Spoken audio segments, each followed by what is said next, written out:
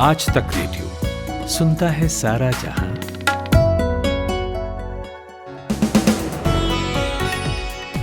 नमस्कार, आदाब। 20 जुलाई की शाम है, दिन है मंगलवार। मेरा नाम है जमशेद कमर सिद्दीकी और हाजिर हूं मैं आज तक रेडियो के इवनिंग न्यूज एनालिसिस पॉडकास्ट दिन भर में हम करते हैं खबरों का सटीक विश्लेषण एक्सपर्ट्स की राय के साथ। तो अगले करीब आधे घंटे रहिए हमारे साथ और जानिए देश दुनिया की खबरें। तो कौन सी हैं वो खबरें जिन पर हम बात करेंगे, चलिए जान लेते हैं। सबसे पहले तो हम बात करेंगे एक्सपर्ट से और पूछेंगे कि क्या हेल्थ इनइक्वालिटी भारत के कोविड नंबर्स में इजाफे के लिए जिम्मेदार है। ऑक्सफैम इंडिया की एक रिपोर्ट आई है, उसे भी खंगालेंगे और फिर जानेंगे कि राज कुंद्रा को एंटी पोर्नोग्राफी कानून के तहत गिरफ्तार किया गया है।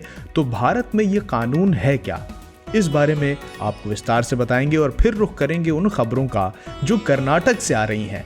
कर्नाटक भाजपा में एक बार फिर से मतभेद होने की बात की जा रही है। क्या है सुगबुगाहटे, उस पर बात करेंगे और उसके बाद चलेंगे अफगानिस्तान और कांधार से आपको आज तक रेडियो रिपोर्टर अशरफ वानी, जो कि वहीं मौजूद हैं, उनकी एक ग्राउंड रिपोर्ट सुनाएंगे ताकि आप जान सकें कि तालिबान के इन्वेजन के बाद वहां पहली ईद किस तरह मनाई गई। तो होगा ये सब, लेकिन पहले चलते हैं हमारे साथी प्रतीक वाघमारे के पास, जो दिन की बड़ी खबरें यानी कि हेडलाइंस के साथ तैयार हैं।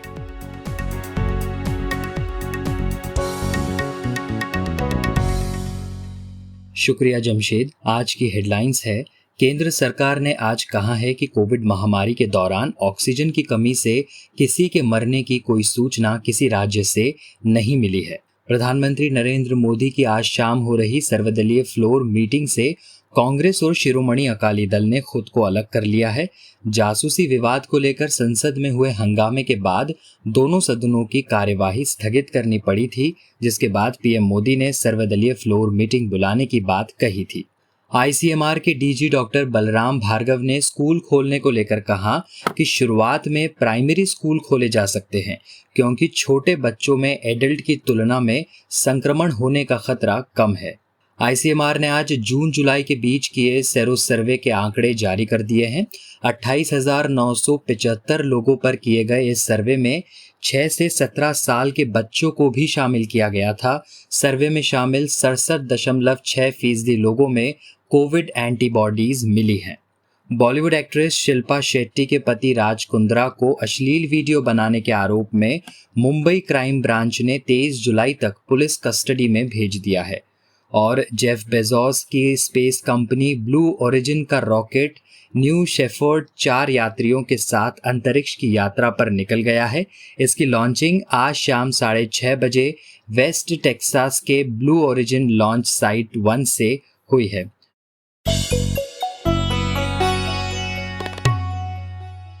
कोरोना वायरस महामारी ने पूरी दुनिया की स्वास्थ्य व्यवस्था को पिछले 1 साल से झकझोर कर रख दिया। विकसित देश भी अपनी स्वास्थ्य व्यवस्था को लेकर बुनियादी तरीके से फिर से विचार करने पर मौजूद हो गए। ऐसे में भारत जैसे देश में, जहां बुनियादी सेवाएं ना के बराबर हैं, ये चैलेंज और गंभीर हो जाता है। अब ऑक्सफैम इंडिया की 2021 की असमानता रिपोर्ट आई है, जो ये कहती है कि भारत में पब्लिक हेल्थ सिस्टम तक लोगों की पहुंच में पहले ही काफ़ी असमानताएं थीं। कोविड महामारी के दौरान इनमें और इजाफा हुआ है। रिपोर्ट में यह भी सामने आया है कि जिन राज्यों ने समाज के अलग अलग वर्गों में स्वास्थ्य को लेकर असमानताएं कम करने की दिशा में काम किया, वहां कोविड के कंफर्म केस कम थे।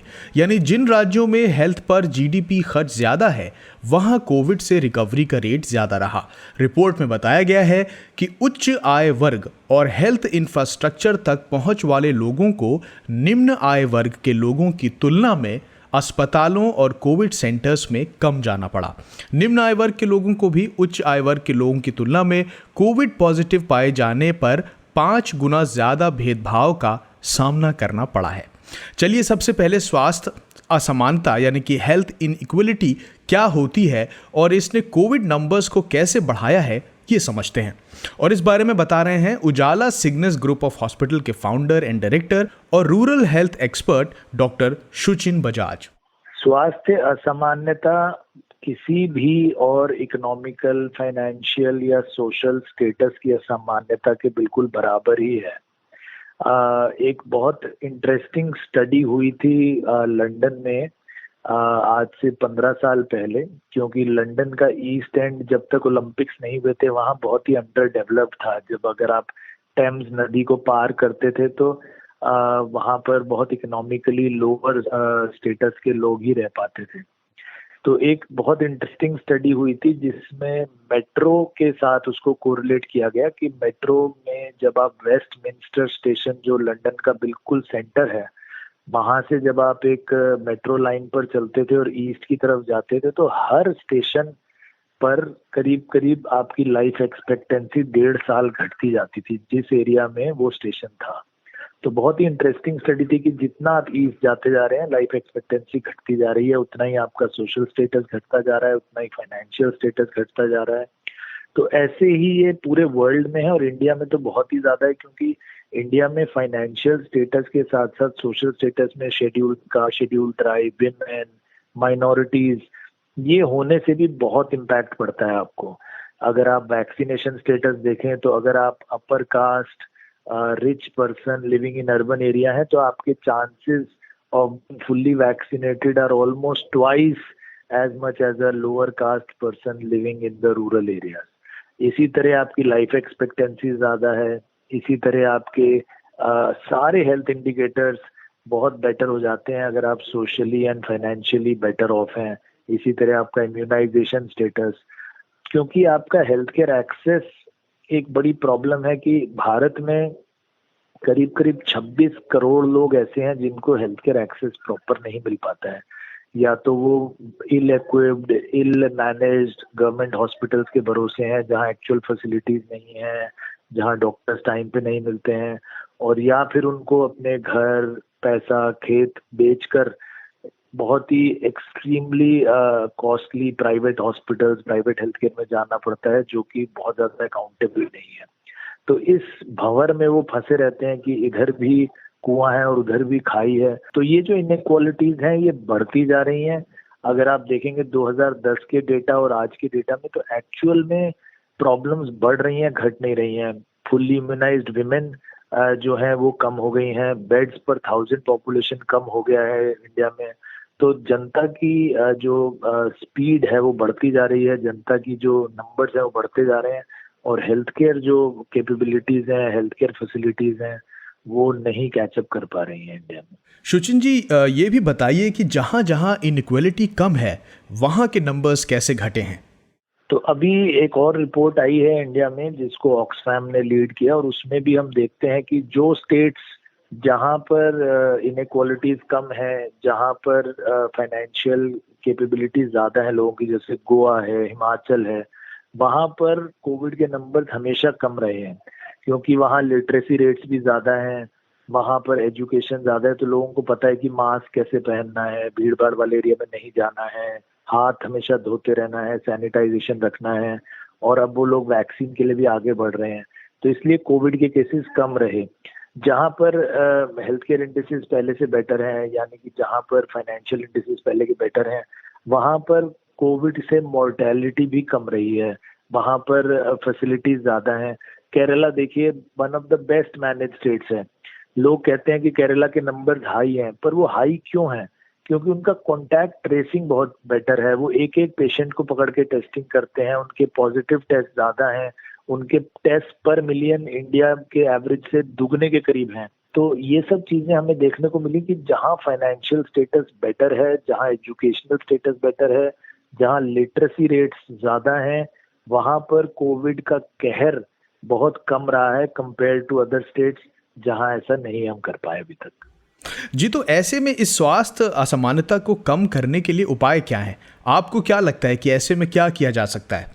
स्वास्थ्य असमानता को कम करने के लिए सबसे इम्पोर्टेंट और सबसे बड़ा उपाय है कि हमें हेल्थ केयर एक्सेस के लिए अपनी जेब से पैसा नहीं देना चाहिए। जब तक हम आउट ऑफ पॉकेट एक्सपेंसेस को खत्म नहीं करेंगे तब तक हेल्थ केयर कभी भी सामान्य नहीं हो पाएगी, कभी भी इक्वलाइज नहीं हो पाएगी। इस समय क्योंकि हमें अपनी जेब से पैसा खर्चना पड़ता है हेल्थ केयर एक्सेस के लिए, तो हम लोग हेल्थ केयर एक्सेस करना ही नहीं चाहते। ऐसा नहीं है कि हेल्थ केयर सिर्फ अंडर सर्व्ड है इंडिया में, अंडर एक्सेस्ड भी है। हमारे hospitalisation rates among the lowest in the world हैं। इसका ये मतलब नहीं है कि हम लोग बहुत हेल्दी हैं, इसका ये मतलब है कि हम हॉस्पिटल जाना ही नहीं चाहते, या जाने से पहले ही खत्म हो जाते हैं, क्योंकि हमारे को लगता है कि हम खर्चा कर ही नहीं पाएंगे, हम अफोर्ड ही नहीं कर पाएंगे। तो ये जो प्रॉब्लम है, जब तक हम लोग इसको रिजॉल्व नहीं करेंगे, इस समय भारत का out of pocket expense around 64% है। 64% हम हेल्थ केयर पर खर्चा जो कर रहे हैं अपनी जेब से कर रहे हैं, कोई हमारे लिए नहीं दे रहा। ये वर्ल्ड का एवरेज 18% है, और जो बिगर बेटर स्टेट्स हैं जैसे वेस्टर्न यूरोप है, वहां पर ये ऑलमोस्ट जीरो होता है। सरकार सारा पैसा खर्चती है आपके हेल्थ केयर एक्सेस पे। तो अगर 64% लोग अपना पैसा जेब से खर्च रहे हैं, तो उन्हीं को लोगों को या तो कुछ बेचना पड़ेगा, या अपनी सेविंग्स में से निकालना पड़ेगा, खेत खलियान बेचने पड़ेंगे, घर बेचना पड़ेगा, जेवर बेचने पड़ेंगे, या अपने बच्चों को स्कूल से निकालना पड़ेगा। तो हर 6 रुपए जो हम खर्च रहे हैं हेल्थ केयर में इंडिया में, उसमें से 1 रुपया उधार से खर्चा जा रहा है। वो उधार लेना पड़ता है लोगों को, चाहे कैसे भी ले। तो जब तक हम ये खत्म नहीं करेंगे, बिल्कुल ये खत्म करने का तरीका एक ही है कि हम primary health care, preventive health care को बढ़ावा दें, स्टेट हॉस्पिटल बेटर बने, बेटर फैसिलिटीज दें। प्राइवेट हॉस्पिटल्स के लिए जो सब कुछ हो रहा है, वो मुझे लगता है कि थोड़ा कम करना पड़ेगा। और इंश्योरेंस लेवल्स, पूरे भारत को इंश्योरेंस जरूरी है, तो वो इंश्योर करें सबको। ये थे डॉक्टर सुचिन बजाज।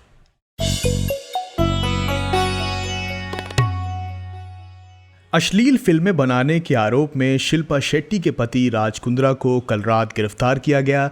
इसके बाद आज उनकी कोर्ट में पेशी हुई। यहां से राज कुंद्रा को 23 जुलाई तक पुलिस कस्टडी में भेजा गया है।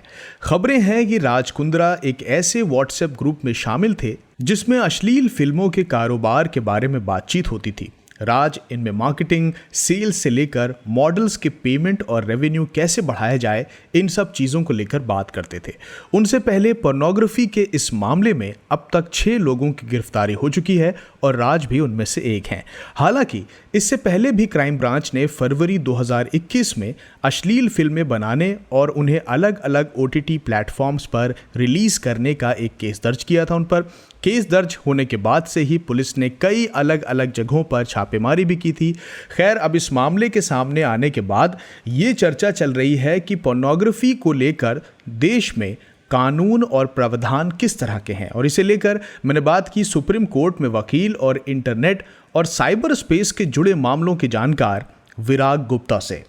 देखिए, जो पॉर्न है ये इंटरनेट के नए जमाने की देन है, और इंटरनेट से जुड़े अपराधों के लिए भारत में अभी भी पुराने कानूनों का जुगाड़ तंत्र चल रहा है, जिसकी वजह से ऐसे अपराधों को रोकने में दिक्कत हो रही है।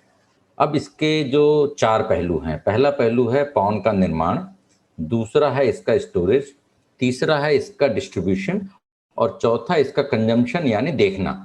तो चारों के बारे में अलग अलग किस्म के लीगल प्रोविजंस हैं, और आज की तारीख में उसके इस्तेमाल के बारे में कोई बैन नहीं है।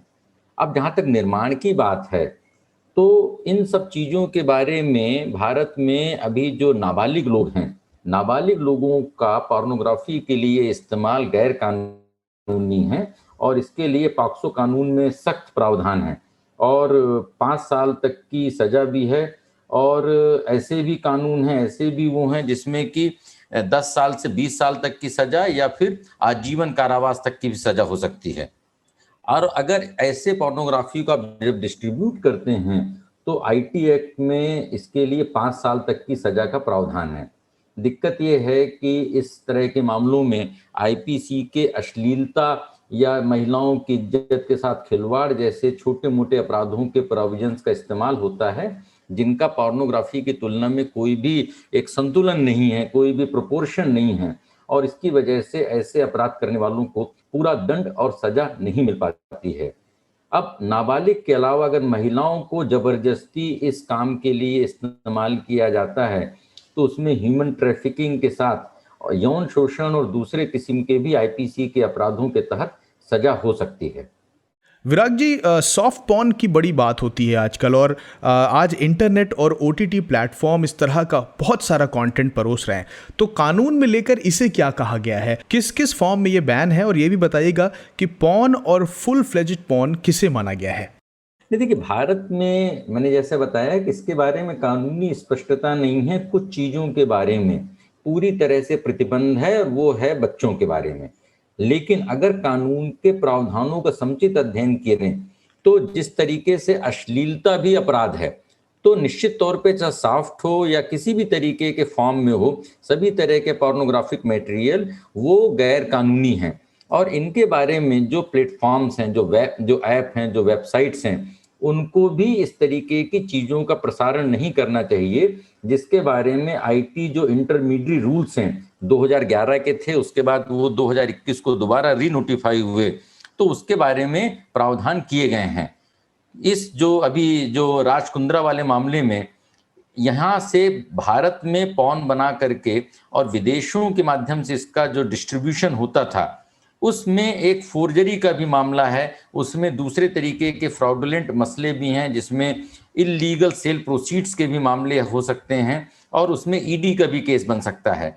तो यह बेसिकली एक पूरा अंतर्राष्ट्रीय एक तंत्र है गैर कानूनी, लेकिन भारत में पोर्नोग्राफी स्पष्ट तौर पर वो अभी एक कानून के तहत परिभाषित नहीं की गई है कि बच्चे, बड़े और सभी तरीके की पोर्नोग्राफी का निर्माण और डिस्ट्रीब्यूशन भारत में इस तरीके का अपराध है और इतनी सजा मिलेगी।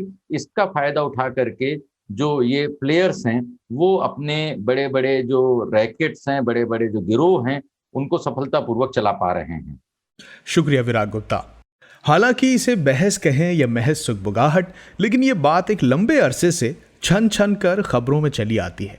अटकलें ये हैं कि कर्नाटक के मुख्यमंत्री बीएस येदियुरप्पा बहुत जल्द अपना पद छोड़ सकते हैं और बीजेपी किसी और को कर्नाटक में सरकार की कमान सौंप सकती है।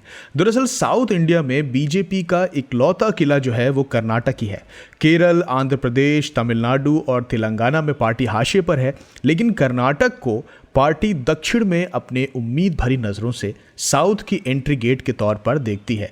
लेकिन कर्नाटक बीजेपी यूनिट के भीतर सब कुछ सामान्य नहीं है।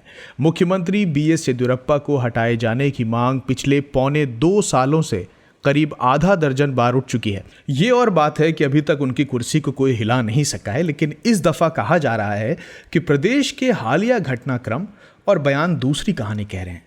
26 जुलाई को येदियुरप्पा के मुख्यमंत्री बने हुए 2 साल होने वाले हैं और ये कहा जा रहा है कि 25 को उन्होंने वरिष्ठ अधिकारियों और सेक्रेटेरिएट के स्टाफ के लिए एक लंच रखा है।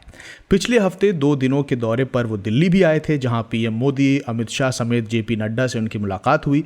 बदलाव की इन अटकलों को और जोर तब मिला जब बीजेपी के सीनियर लीडर बसवराज पाटिल ने कल कहा कि कर्नाटक में मुख्यमंत्री पद के लिए ईमानदार हिंदू समर्थक और जो अगले चुनाव में पार्टी को सत्ता में वापस ले आ सके ऐसे व्यक्ति को पार्टी चुनेगी।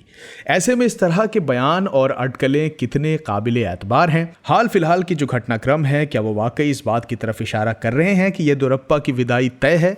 यही पूछा मैंने इंडिया टुडे के सीनियर एडिटर अनिलेश महाजन से।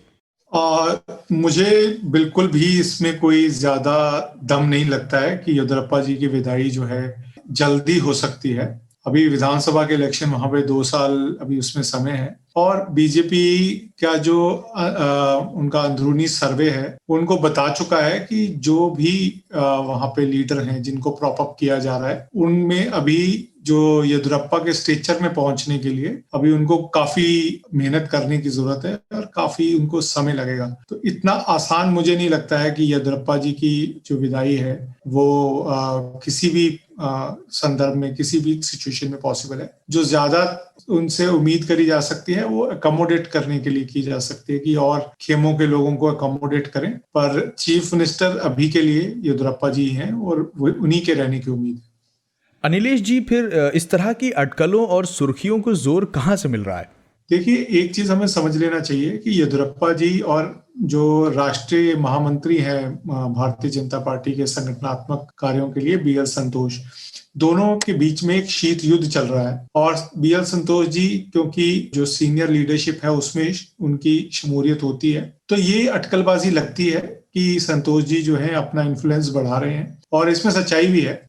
जो कटील वहां पे अध्यक्ष हैं पार्टी के, और यहाँ अभी जो कैबिनेट में मोदी जी की कैबिनेट में विस्तार हुआ है उसमें एक साफ उनका जो इन्फ्लुएंस है स्पेशली कर्नाटका को लेकर वो दिखा भी है। तो उससे जो है येदियुरप्पा जी के खेमे में एक अजीब सी एक बेचैनी तो जरूर है, पर मुझे इस चीज से ये नहीं लग रहा है कि वो उनको बदला जाएगा।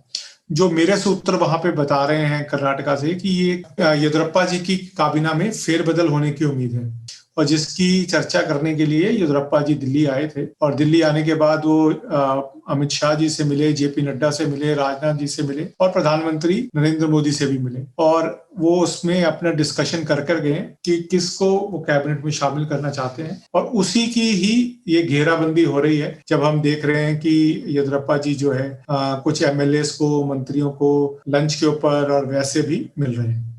अनिलेश जी कहते हैं कि बीएस येदियुरप्पा कर्नाटक बीजेपी के लिए बहुत ही ज़रूरी हैं। कहा तो ये भी जाता है कि बीजेपी के सत्ता में बने रहने की कल्पना उनके बिना आसान नहीं है। तो कर्नाटक में और हाल फिलहाल में भी जिस तरह कांग्रेस से लेकर बीजेपी के नेताओं के बीच से येदियुरप्पा की अहमियत को लेकर आवाज़ें उठी हैं, उसे आप किस तरह से देखते हैं? देखिए, येदियुरप्पा जी का एक बहुत बड़ा जनाधार जो है वो लिंगायत कम्युनिटी में है, लिंगायत समुदाय में है, जिनसे वो खुद भी आते हैं। और जो 2018 में इलेक्शन हुए थे असेंबली के लिए और बाद में भी लोकसभा के लिए भी, तो एक मुश्त जो है वो भाजपा को वोट गया है इस कम्युनिटी का। ये 18% कम्युनिटी है और बड़ी डोमिनेटिंग कम्युनिटी है कर्नाटका में। और 18% वोट में अगर आपको पास 90-95% वोट एक आदमी के कारण आ रहा है, तो सडनली उसको हटाना आसान किसी भी पार्टी के लिए आसान नहीं होता है। तो ये जो लिंगायत कम्युनिटी की सपोर्ट है येदियुरप्पा जी के लिए, ये उनके लिए बहुत बड़ी ताकत है। दूसरी ताकत है जो उनका विजेंद्र बेटा है, BY विजेंद्रा, वो जो लिंगायत की एक राइवल कम्युनिटी है वोकालिगा, वो उनकी भी टेरिटरीज में, जिनको हम पुराना मैसूर का एरिया कहते हैं, जिसमें बेंगलोर शहर भी आता है, उस एरिया में भी जो बाई इलेक्शंस हो रहे हैं वो विजेंद्र उनमें भी लगकर इंश्योर कर रहा है कि पार्टी के कैंडिडेट जीते। तो ऐसे संदर्भ में जो है वो येदियुरप्पा जी भाजपा के लिए मजबूरी ही नहीं, उनकी ताकत भी बनके सामने आ रहे हैं, अगर हम कर्नाटका की बात करें तो। अनिलेश जी, एक आखिरी सवाल ये है कि अगर ऐसी संभावना बनती है उनके रिप्लेसमेंट की, हालांकि आपने उसे फिलहाल खारिज ही किया है और फेरबदल की पॉसिबिलिटी की तरफ इशारा किया है, लेकिन जिस तरह के स्पेकुलेशंस हैं उन पर अगर यकीन करें तो किन नामों पर विचार हो सकता है? बहुत सारे नाम हैं जिनके ऊपर विचार हो रहा है और विचार हुआ भी है। उसमें जनरल सेक्रेटरी जो है इस वक्त CT रवि, उनका भी नाम है, वो वोकालिगा समाज से आते हैं। लिंगायत कम्युनिटी के कुछ लोग हैं, 2 तो डेप्यूटी CM हैं अश्वत्थ नारायण, उनका, लक्ष्मण जी का, बहुत सारे लोगों के जो नाम हैं वो चल रहे हैं। पर मैं आपको ये बता सकता हूं कि ना तो लिंगायत समुदाय में कोई ऐसा आदमी है जो येदियुरप्पा जी के स्टेचर को मैच कर सकता है, ना ही दूसरी कम्युनिटीज का ऐसे लीडर हैं। वोकालिगा कम्युनिटी के सबसे बड़े लीडर जो आते हैं वो आते हैं शिव कुमार जी, जो कांग्रेस के इस वक्त लीडर हैं वहां पे। तो आपके पास लीडरशिप वाले लोग, कम्युनिटी की जिनकी बैकिंग हो, ऐसे लोग येदियुरप्पा के अलावा नहीं है। तो इसलिए मुझे बाकी नामों के भी चर्चा करना व्यर्थ लग रहा है। ये थे इंडिया टुडे के सीनियर एडिटर अनिलेश महाजन। तो दिन भर में आज के लिए इतना ही। अब मैं आपसे विदा लूंगा, लेकिन चलते चलते ये गुजारिश करूंगा कि आप हमें बताइए ज़रूर कि आपको हमारा ये पॉडकास्ट कैसा लगा। आपको करना बस इतना है कि अपने मोबाइल में जाना है, ईमेल खोलना है और एक मेल लिखना है और हमें भेज देना है radio@aajtak.com पर। तो अपना बहुत ख्याल रखिए, मौसम बदल रहा है इसलिए अतिरिक्त सावधानी बरतिए। और हाँ, सेहत से जुड़े टॉपिक्स पर आप हमारा पॉडकास्ट हेलो डॉक्टर ज़रूर सुनिए। जैसे इस बार हमने हेलो डॉक्टर में बात की है कि कैसे पहचाने कि सीने में उठने वाला जो तेज़ दर्द होता है वो कार्डियक अरेस्ट है या हार्ट स्ट्रोक। आज के दिन भर को प्रोड्यूस किया है खुशबू ने और साउंड डिज़ाइन किया है हमारे साथी कपिल देव सिंह ने। मेरा नाम है जमशेद कमर सिद्दीकी